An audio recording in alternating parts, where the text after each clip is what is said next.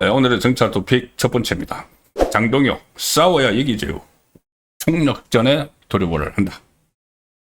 지금 말씀드린 대로 국회 본회의에 상정됐죠. 정부조직법 개정안을 비롯해서 이 쟁점 법안에 4개가 있습니다. 정부조직법 개정안은 검찰청 없애겠다는 폐지 그 법안이고, 이 중에서 뭐 금융위원회하고 금융감독원하고 이렇게 또 새로 정비를 하는 그거를 오늘 포기를 했습니다. 포기를 하고 어쨌든 그 가장 본인들이 중요하다고 여기는 그 검찰청 폐지 법안을 그리고 이 법안하고 방송미디어통신위원회법이라는 게 있습니다. 이게 뭐냐면은 지금 이진숙 방송통신위원장을 강제로 끌어내기 위해서 조직을 바꿔서 기존에 있던 조직은 임기를 종료하도록 만드는, 이준석 방통위원장이 순순히 물러나지 않으니까는 그 법안을 지금 또 통과를 시키려고 좀 딱 대기시켜 놨습니다. 참 정말 지독하지 않습니까? 한 사람 쫓아내기 위해서 법을 다 바꾼다. 그러면 가령 예를 들어서 방송통신위원회 이렇게 있는데 방송미디어통신위원회 이렇게 바꿨죠. 그러면은 방송통신위원회에 있는 여러 간판들 다, 전국에 있는 그 간판들 다 바꿔야 되고, 공용 서류들 그 미디어자 하나 넣으려고 다 바꿔야 되고, 얼마나 그 낭비입니까? 한 사람 쫓아내기 위해서. 그 법안도 지금 딱 올려놨습니다.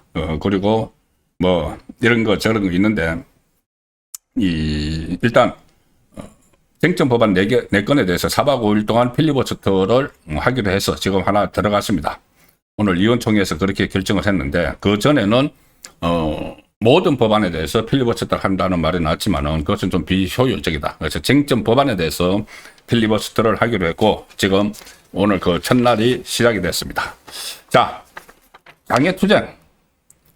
지금 장애투쟁을 할 때가 아니다. 뭐 중도청 어제 말씀드렸지만은 한동훈계를 비롯해서 그런 이야기를 하죠. 그런데 지금 장애투쟁이 지금이 할 때죠. 언제 장애투쟁을 합니까? 지금 국민에게 직접 설득을 해, 국민에게 이 상황을 알려야 되는 거죠. 아니, 그 정청래가 야당 취급을 안 하고 있는데, 뭐 국민의힘은 사람이 아니다. 이거 아직까지도 그걸 유지를 하고 있고, 위원정당 해산시키겠다. 특검은 막 압수수색 들어가고 이러는데 무슨 그 여당하고 뭐 협상을 해야 된다. 아니, 협상을 안 하겠다는데 무슨 협상을 자꾸 여당하고 협의를 하라고 이야기하는 겁니까? 그때 뭐 영수회담 하자고 해서 한번 했는데 그때만 자기들끼리 그것을 뭐 여론 지지를 올리는데 활용하느라고 딱 한 번 하고 그다음부터 완전 원점으로 돌아갔죠. 그러면 장애투쟁 해야 됩니다. 장애투쟁 뭐 국회에서 지금 필리버스터 하는 것과 병행을 해야 되는데, 지금은 이 민심에 또 호소를 해야 될 때입니다. 지금 변곡점입니다. 사법부를 말살을 하려고 하는 이 상황에서 이재명 지지율이 떨어지고 있다. 어제도 제가 말씀드렸죠. 그렇다면은 좀 더 가열차게 이것을 몰아붙이는, 그래서 국가를 개조를 하려는, 이걸 멈춰 세워야 되는 그 상황인데 너무 한가하게 이야기하는 사람들이 있습니다. 가장 중요한 건 이제 새로 당권을 잡은 장동혁 대표의 의지겠죠. 장동혁 대표 어떤 때 보면은 약간 이 장애투쟁에 그 주춤하는 그런 모습도 보였지만, 지금은 어떻게 보면은 방향을 잡은 것 같습니다.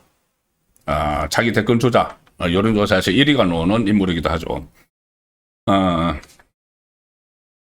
오늘 1박 2일 일정으로 어제부터 대전에 갔죠. 대전에 가서 대전광역시당에서 현장 최고위원회를 하기도 하고 이런 활동을 벌이고 있는데, 자, 장애투쟁은 이번 일요일 날 서울에서 또 대대적으로 열립니다. 지난주에는 대구에서 있고 이제 서울에서 하고 그다음에 전국을 순회를 하는 그 계획도 잡고 있는데, 물론 장애투쟁 할 때 확실한 구호가 있어야 됩니다.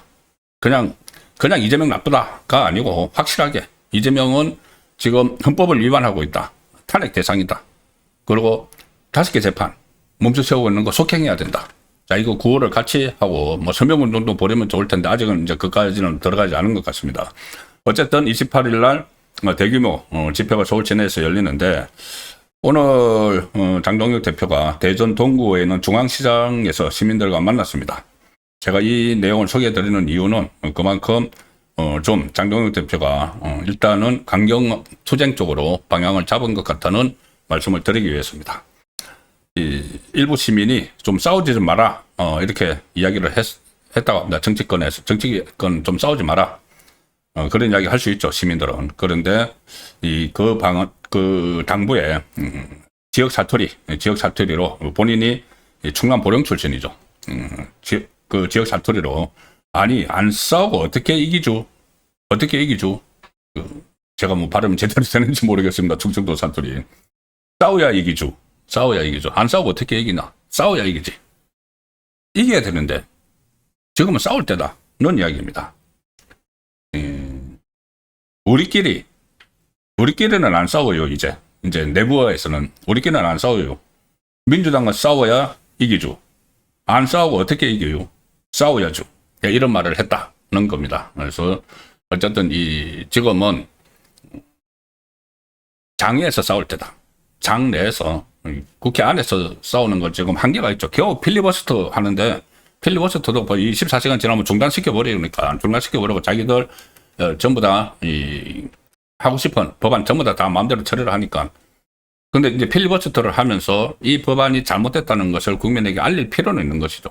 그래서 필리버스터도 하고 장외에서 투쟁도 하는 그 상황인데 오늘 현장 최고위원회의 그리고 또 계속 현장 최고위원회를 열어서 이제 서울에서 이번 주말에 대규모 장외 집회도 하게 됩니다. 자, 그리고 제가 오늘 이 기사 하나를 소개해 드릴 텐데 이런 게 필요합니다. 뭐냐 하면은 지금 좌파의 민낯 있죠. 좌파 정권의 민낯, 좌파 세력의 민낯. 앞뒤 안 맞는 것이 굉장히 많습니다. 조국 이야기부터 시작해서 말하고 행동이 완전히 다른 사람들이 좌파에 많죠. 이재명도 마찬가지고. 그리고 지금 이 좌파에서 스피커 역할을 하고 거의 뭐 싸움닭 같은 이런 그 활동을 하는 사람들도 이 속을 들여다보면은 참 앞뒤 모순되는 사람들이 많습니다. 겉으로는 아주 그것은 뭐 큰 대의를 쫓는 척하고 하지만 조금 전에 제가 말씀드렸죠. 이진숙 방통위원장을 쫓아내기 위해서 아예 방송통신위원회를 없애고 방송통신미디어위원회라고 미디어 딱 하나 고쳐서 하는 거기 앞장선 인물이 최민희죠. 최민희 가기정통위원장, 자 과학기술정보통신위원장 최민희 딸 결혼식 청첩장을 보내는데 언제 보냈느냐? 지금 보냅니다. 지금 보내는데 희한합니다. 청첩장이. 잠시 후에 소개해 드릴 텐데 일단 이 문제를 제가 이제 여론전도 막 펼쳐야 된다는 뜻에서 말씀을 드렸는데 주진우 의원이 오늘 이 문제를 이슈화시켜서 지금 정가에 화제가 되고 있습니다. 일단 주진우 의원이 오늘 SNS에 이런 글을 올립니다. 자, 국회 사랑제에서 결혼하며 엄마 직장 관계자들에게 축의금 카드 결제까지 받는 최민희의 최민희 딸 대 1년 전 예식장 스드메는 스튜디오 드레스 메이크업이죠. 그러니까 신부 준비하는 거. 1년 전 예식장 스드메 다 예약하고도 국가 행사라며 50일 전 일방 취소당한 국민의 딸. 하나는 최민희의 딸, 하나는 국민의 딸. 그리고 재산은 없지만은 삼청각에서 결혼하고 화하는 거절했지만 축의금 계좌는 깜짝 공개했던 대통령 아들. 이렇게 비교를 합니다. 뭐 대충 이제 감이 오실 겁니다. 이 재산은 없다고 하면서 재산 뭐 몇만 원 있다고 하면서 초호화 삼청각에서 결혼하고 화하는 거절했지만 축의금 계좌 공개를 했던 이재명 아들 이동훈 씨. 거기와 그런 사례가 있는가 하면은 또 하나는 지금 신라호텔의 결혼식을 잡았다가 시진핑 일행이 이제 거기 묵는다고 해서 확인된 것은 아니지만 아마 그럴 것이다. 그래서 정부가 요청을 해서 다 비워라고 하니까는 결혼식을 예약을 했던 사람들에게 예식비를 다 무료로 해주기로 하고 뒤로 이제 돌리는 그런 일이 벌어졌죠. 그래서 50일 전에 일방 취소당한 국민의 딸도 있는데 최민희 딸이 뭐냐? 최민희 딸에 대해서 그 SNS에 지금 돌고 있는데 청첩장이 이제 모바일 청첩장이 있는데 그 모바일 청첩장을 보면은 최민희 국가방위원장 딸이 국회 사랑제에서 결혼식을 하는데 계좌번호를 공개를 하고 신용카드 결제까지 할 수 있는 것을 올렸다. 자, 청첩장 제가 한번 보여드리죠. 지금 SNS에 돌고 있는 건데 이 최민희의 딸이 결혼식을 하는데 신랑 신부에게 선물하기 뭐 이런 거 많이 쓰죠. 많이 쓰는데 자, 신부 계좌번호를 적어 놓습니다. 계좌번호를 적어 놓고 그 옆에 카드 결제를 누르면은 카드로 결제를 할 수가 있습니다. 축의금을. 저는 이제 카드 결제는 처음 보는 것 같은데 저게 있는지 뭐 하여튼 시스템은 있으니까 이제 저렇게 했겠죠. 문제는 뭐가 문제냐? 국회 가방위원회면은 각 정부 부처에 산하 기관이 엄청나게 많죠. 엄청나게 많습니다. 그리고 과학기술방송통신위원회 그러면은 심지어 방송, 언론 엄청나게 소관기관이 많습니다. 거기다가 전부 다 이렇게 해서 SNS로 막 돌아다닙니다. 그런데 더 참 황당한 것이 지금 국정감사가 시작돼서 국감 시즌에 시간기관들이 바짝 긴장을 하고 있는 이 상황에서 저렇게 우리 딱 국감 기간에 결혼한다. 그래서 전부 다 돌렸다는 겁니다. 그래서 주진우 의원은 아니 국감 기간 동안에 피감 기관 관계자들 수검을 시작을 한 것이냐. 얼마 낼지 눈치 작전으로 피감 말을 팔릴 것이다. 피감 기관장들, 그리고 국회 담당하는 사람들.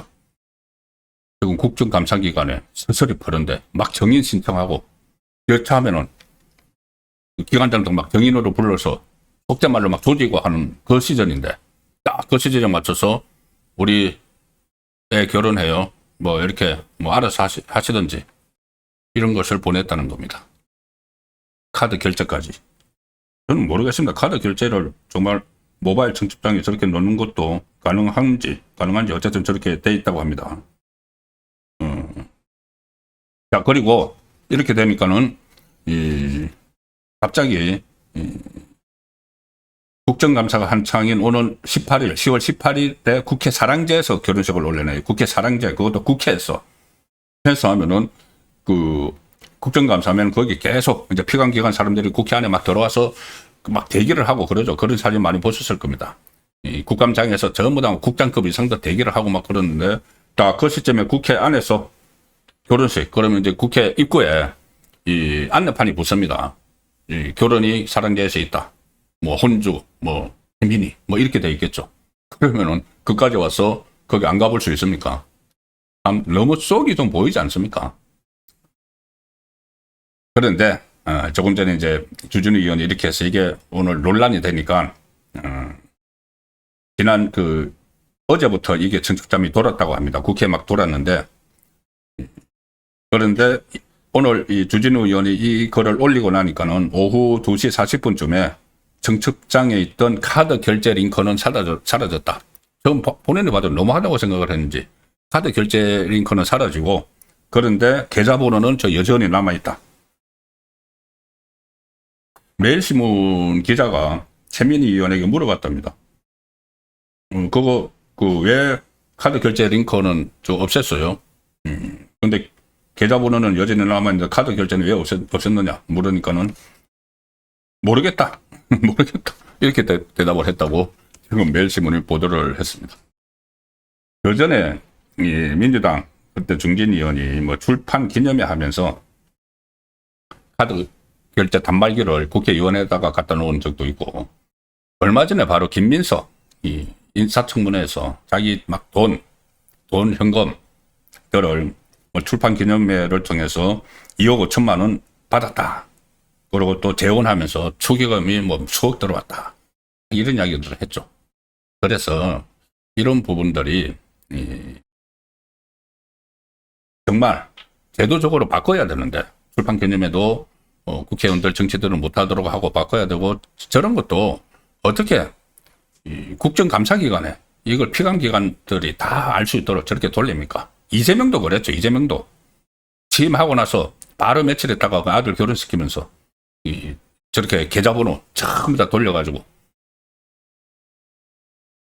이 국회에서 스스로 이걸 없애야 되는데 본인들이 필요하니까는 계속 이걸 그대로 놔두고 악용을 하는 그런 사례가 있습니다. 그러니까 이런 것들을 여론전을 정말 잘 해서 좌파 정권의 민화철 알리는 그런 활동도 좀 꾸준히 해야 된다는 차원에서 제가 이 내용을 소개를 드렸습니다.